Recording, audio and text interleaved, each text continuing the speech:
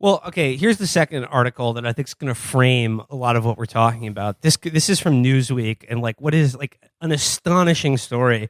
Headline: Inside the Military's Secret Undercover Army. This is by William Arkin.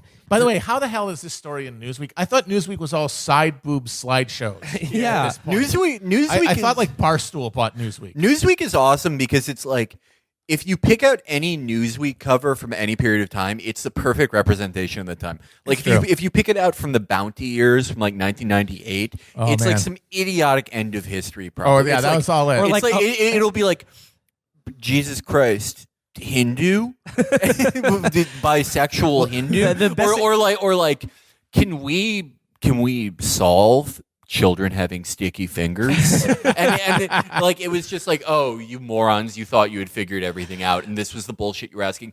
Then if you go 4 years in the future, it's like, you know, is Hezbollah managing grocery stores and putting crushed glass and AIDS in your food?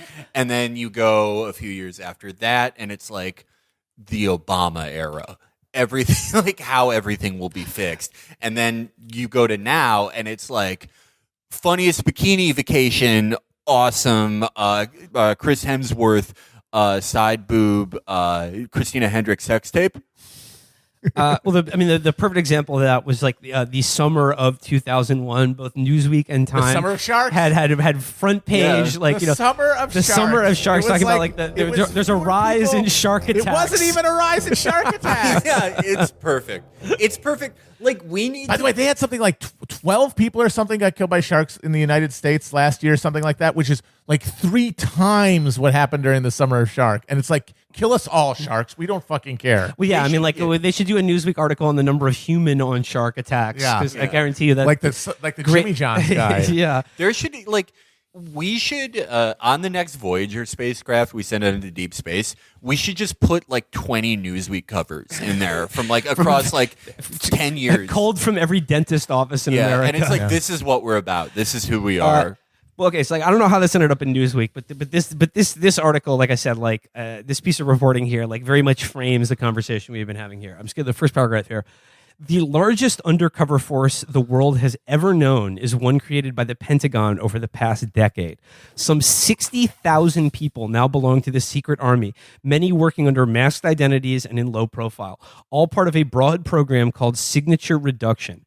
The force, more than 10 times the size of the clandestine elements of the CIA, carries out domestic and foreign assignments, both in military uniforms and under civilian cover, in real life and online, sometimes hiding in private businesses and consultancies, some of them household name companies.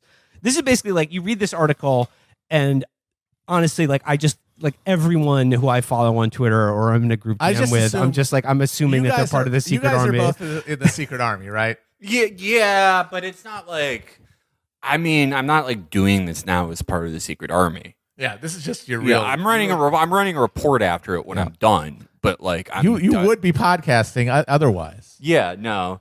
I mean, like, I gotta say, just right now, I would like to publicly, on behalf of myself anyway, apologize to anyone who I made fun of, either publicly or in my head, for saying they thought we were a CIA operation.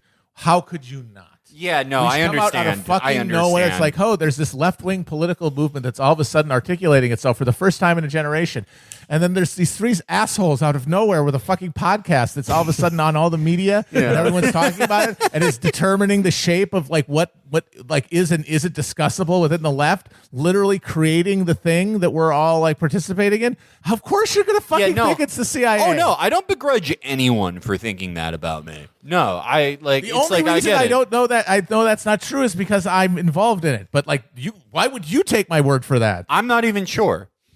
I'm not even sure. This is what I was talking about, like a sense of like existential metaphysical doubt. And then one of them is the scion of a fucking red diaper family, somebody who helped kill Trotsky and was a maybe FBI, KGB, maybe FBI agent. It wasn't an agent, that's for sure. Sure.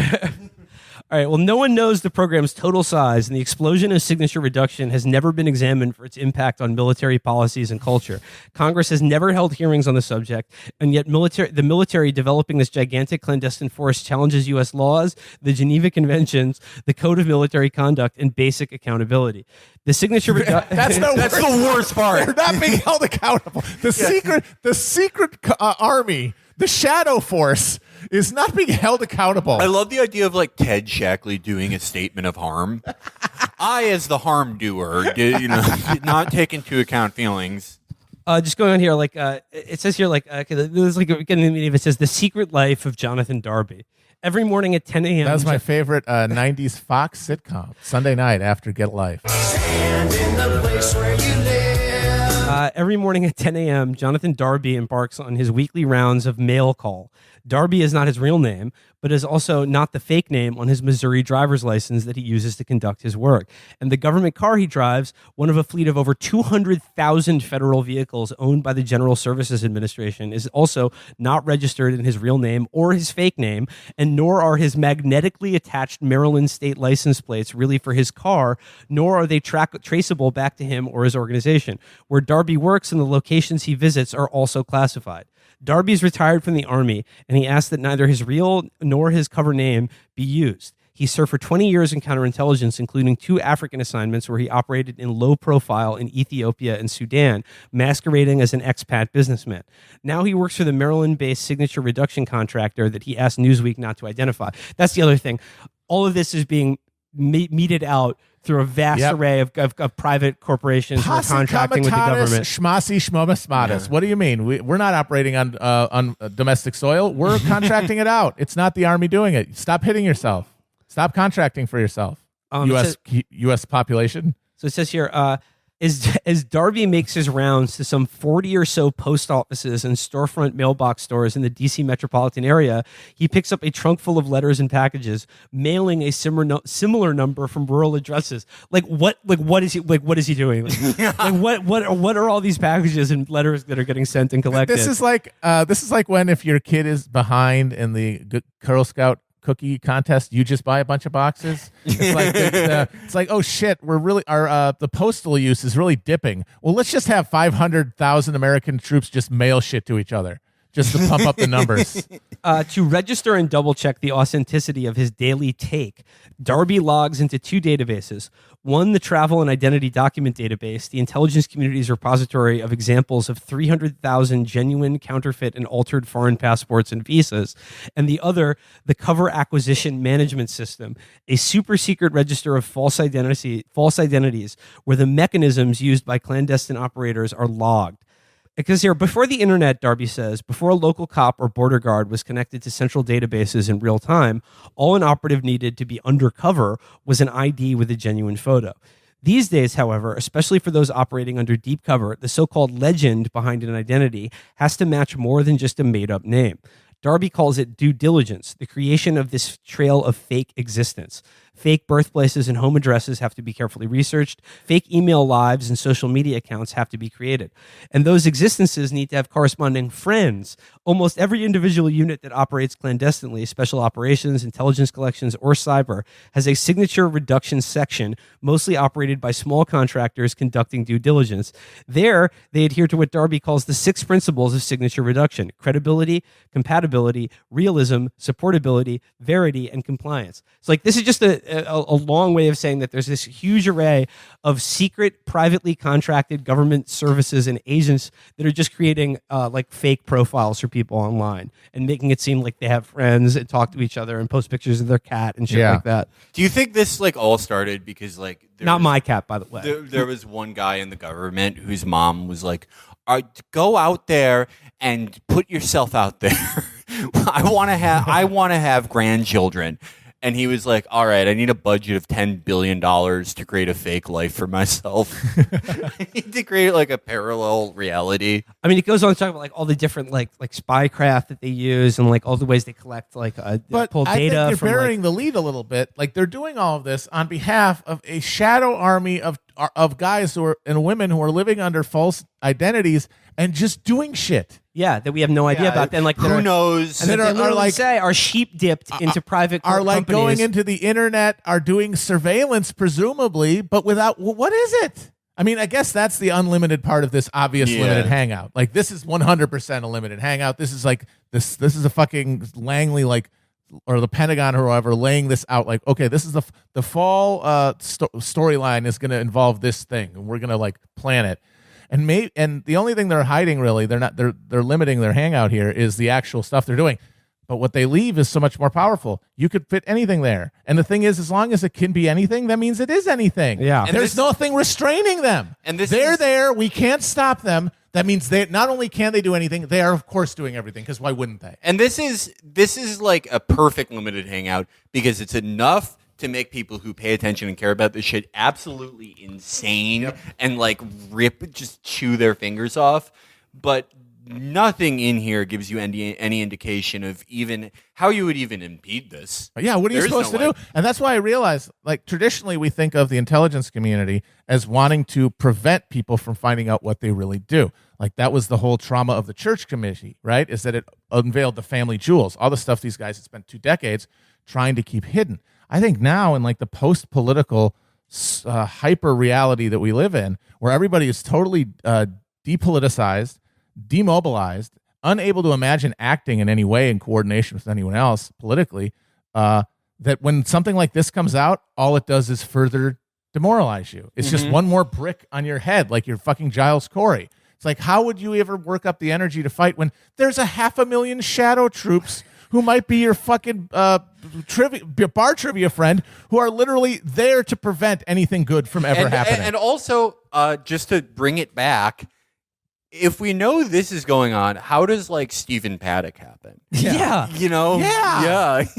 Like, How does any crime These take guys, place? how do we not have a pre-crime? And of course, obviously, it's like, well, there's still things that slip through the cracks, but motherfuck, the stuff that slips through the cracks is so big yeah. that you have to wonder if that's really the incentive structure as we were talking about. And back to our UFO story, like the idea that I've seen like in people like attempting to explain this is like this is just like these are Russian and Chinese drones that like are able to mask their signature from radar, so it seems like they disappear. And it's just like if that is true, and like our government doesn't have the same radar drone technology, like what the fuck have we been spending this money on? Yeah. What are we doing? What are we doing? The Russians are doing the Russians have that. The people who inject gasoline and fucking Robitussin into their bloodstream are doing that. I don't fucking think so. It's like if that technology does exist, it's 1,000% like our technology. It's gotta be. Who else? The best scientist in Russia is Buddy the Sable, who figured out his tail can turn on the Roomba and give him a little ride.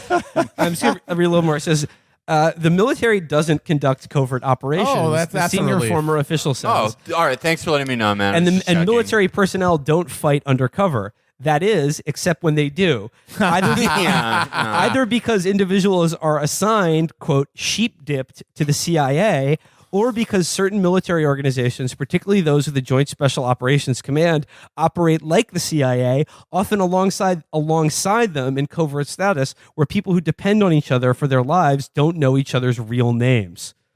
Like there's a lot of stuff about the Tradecraft. I'm just gonna skip to the end here where it talks about the fake hands and fake faces, where there are companies that literally create like jackass bad grandpa masks to make it seem like boomers are doing false flag terrorist events in your neighborhood, and also like they're these like fake fingerprints that allow you, because like the big problem now is that like the biometric biometric ID like shit that like now I think by the end of this year to fly you're gonna have to have some sort of like that real ID shit. Damn it. Well, So if you have a passport, it's fine. Like my passport's expired. Oh. Shit. Well, anyway, wigs. I got to find out what time that starts. Wigs. It's still like fall. Okay, cool. Wigs, covert communication devices, fake rocks. In our world of electronic everything, where everything becomes a matter of record, where you can't enter a parking garage without the license plate being recorded, where you can't check in for a flight or hotel without a government-issued ID, where you can't use a credit card without the location being captured, how can biometrics be defeated? How can someone get past fingerprint readers? In 99 out of 100 cases, the answer is there is no need to. Most signature reduction soldiers travel under real names, exchanging operational identities only once on the ground where they operate. or they infiltrate across borders in places like Pakistan and Yemen, conducting the most dangerous missions. These signature reduction missions are the most highly sensitive, involve close-in intelligence collection, blah, blah, blah. It goes here. For the 1%, though, for those who have yet to make it through passport control under false identities, there are various biometrics defeat systems, some physical, some electronic. One such program was alluded to in a little notice document dump published by WikiLeaks in early 2017 called Vault 7. Over 8,000 classified CIA tools used in the covert world of electronic spying and hacking. It is called Express Lane, where U.S. intelligence has embedded malware into foreign biometrics and watch list systems, allowing American cyber spies to steal foreign data. An IT wizard working for WikiLeaks in Berlin says the code with Express Lane suggests that the United States can manipulate these databases. Imagine for a moment that someone is going through passport control, he says, hesitant to use his name because of fear of indictment in the U.S. NSA or the CIA is tasked to corrupt, change the data on the day the covert asset goes through, and then switch it back. It's not impossible. Another source pointed to a small rural North Carolina company in the signature reduction industry, mostly in the clandestine collection and communications field. In the workshop and training facility where they teach operators how to fabricate secret listening devices into everyday objects, they are at the cutting edge, or so their promotionals materials say, a repository for molding and casting, special painting, and sophisticated aging techniques. This is literally the bad grandpa. Like, it does look like that. The guy in that Vine where he's like, you put the Grey Goose. Yeah. Put the Grey Goose in the water bottle. You think it's water, Playboy? Ain't no water, Playboy. But the popo don't know that, do. The popo think it's water, Playboy, but this motherfucking Grey Goose, baby. Yeah, he's like, Popo think it's water, but it's Grey Goose, baby. This quiet company can transform any object, including a person, as they do in Hollywood. A silicone-faced appliance sculpted to perfectly alter someone's looks. They can change age, change gender, and increase body mass, as one classified contract says. And they can change fingerprints using a silicone sleeve that fits so snugly over a real hand it can't be detected. Embedding altered fingerprints and even impregnated with the oils found in real skin. Whoa. Ask whether the appliance is effective. One source who has gone through the training laughs, if I tell you, I'll have to kill you. He's the office cut-up, folks.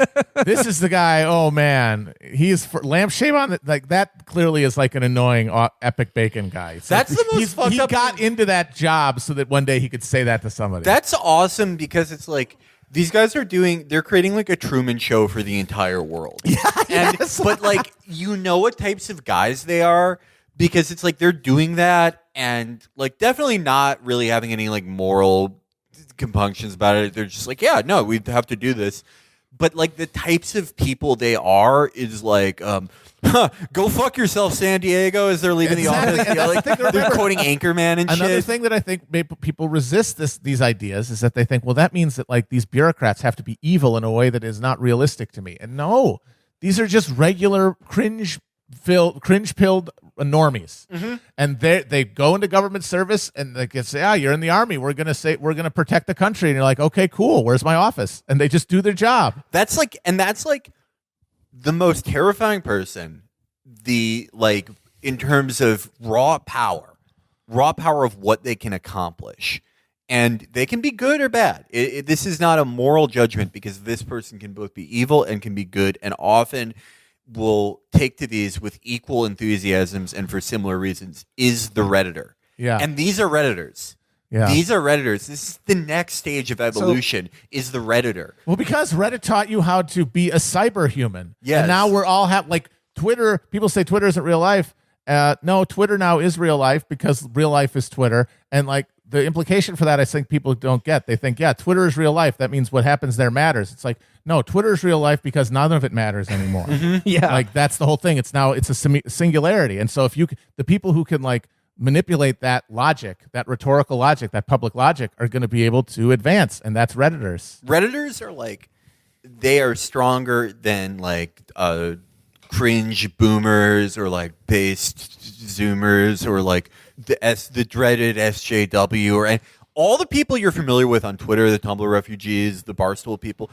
The Redditors are even stronger than them. Yep. They're the strongest. Because they're not troubled by the neuroses as the rest of these people. Because they've come to terms with being a cyber human. The rest of these people are bucking against their conditioning, and they're trying to like work. They're trying to eat out like the nanobots out of their body.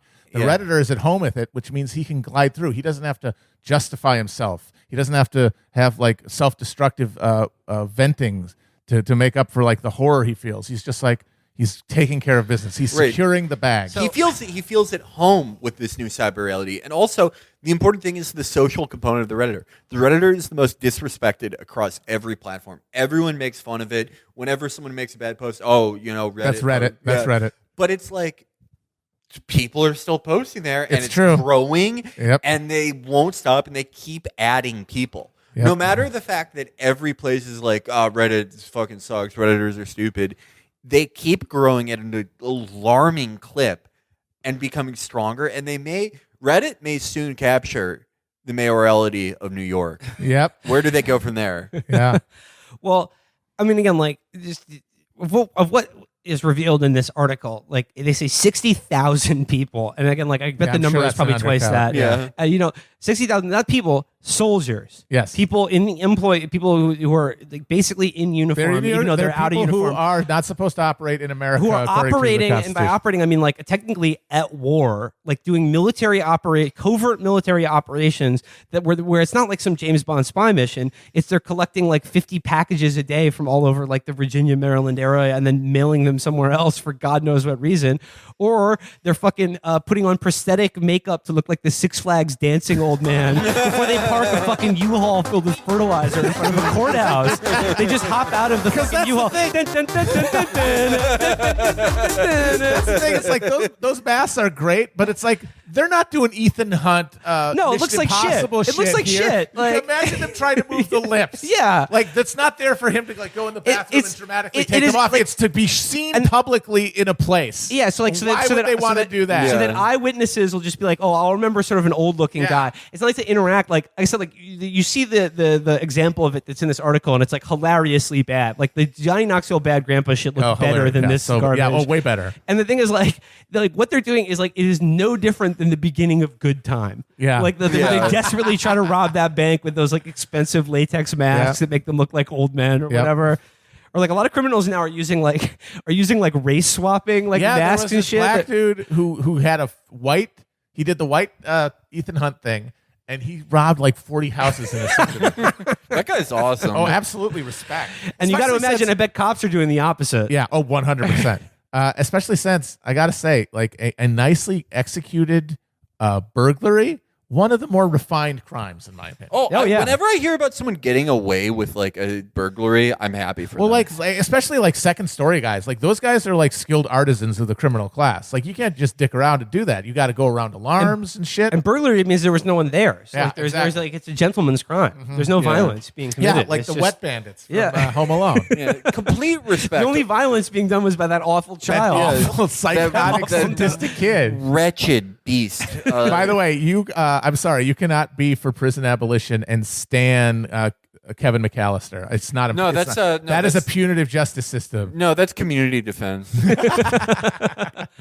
But again- he decolonized dialectics in that house. So sort of like there's all this tradecraft and traditional spy shit. But again, like the article doesn't even come close to answering what are these people doing? What are they What doing? is this like 100,000 probably like secret soldiers operating in America under fake names with fake license plates and fake cars that are registered under another fake name, driving around doing like suburban office jobs or Christ knows what else. Yeah. Like what Like, are I they honestly feel like- and honestly probably befriending you on the internet. I mean, I 'Cause, don't want to like- make everyone like lose their mind Yeah. over this shit because it's like I think the real trick is like the more you think about it, the more power it has over you. Absolutely. Yeah. So like either And you can that's just why assume they everyone dropped it. is I honestly or feel, isn't, and I it's just honestly sort of feel like that is why this was released. Well, like Because it is another drop of poison in the air. It is another thing to stir the fishes. Like a lot of limited hangout stuff is designed to obscure a greater truth. I feel like, sure, they're not going to tell us specifically what they're doing, but I don't think they're lying at all. I think they're mostly saying, yeah, this is what we do.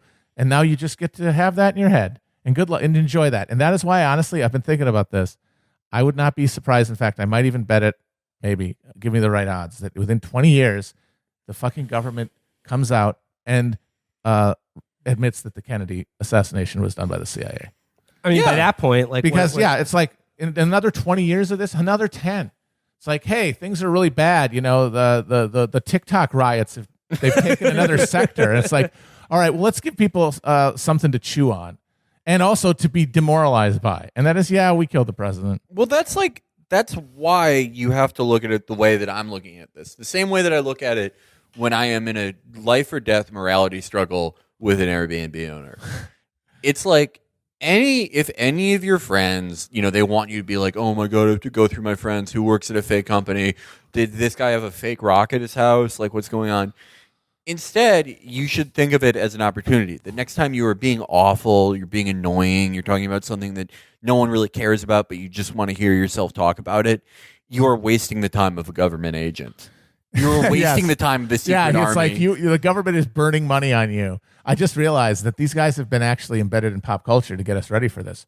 Tommy on Martin, remember him? The recurring joke that nobody knew what his job was. Yeah. He was sheep dipped. Yes.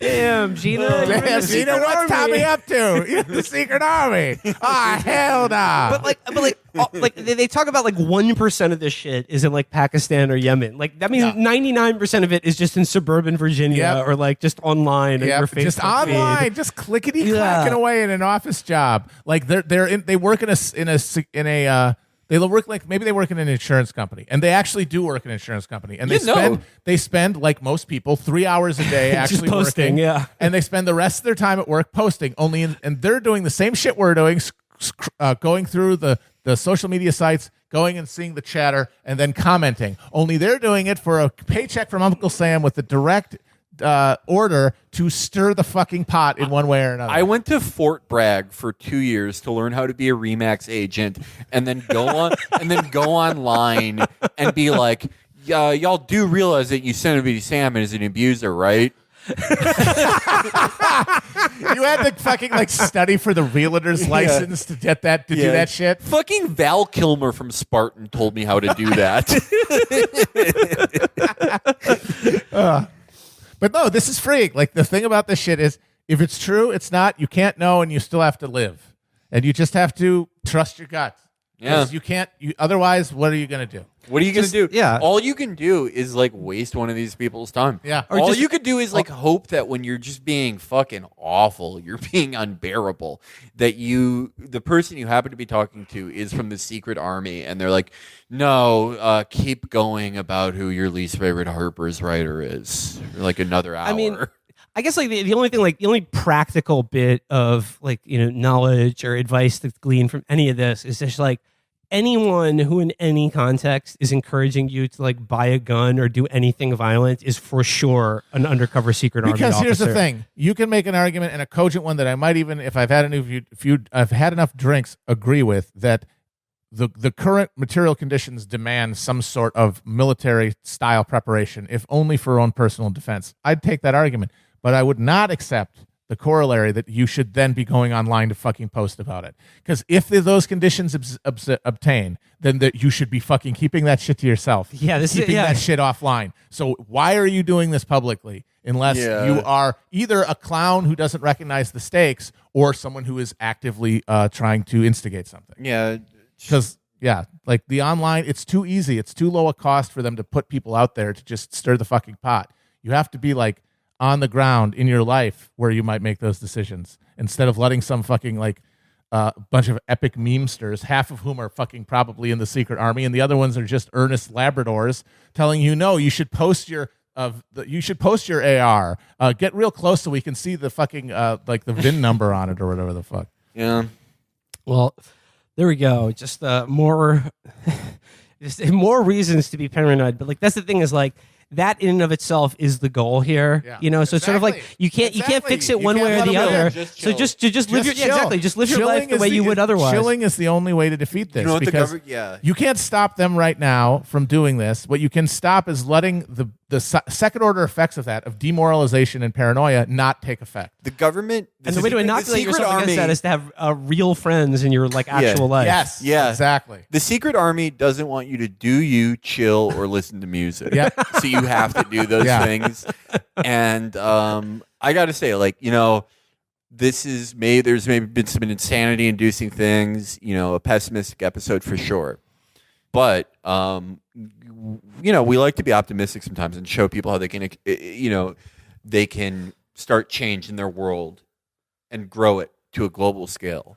Right now, after my last salvo, the Airbnb owner has not responded to my incredible interpretation of the Airbnb rules. Knowing that I am a superior legal mind, I interpret this to mean I have won the Airbnb argument. A better world is possible. Hallelujah.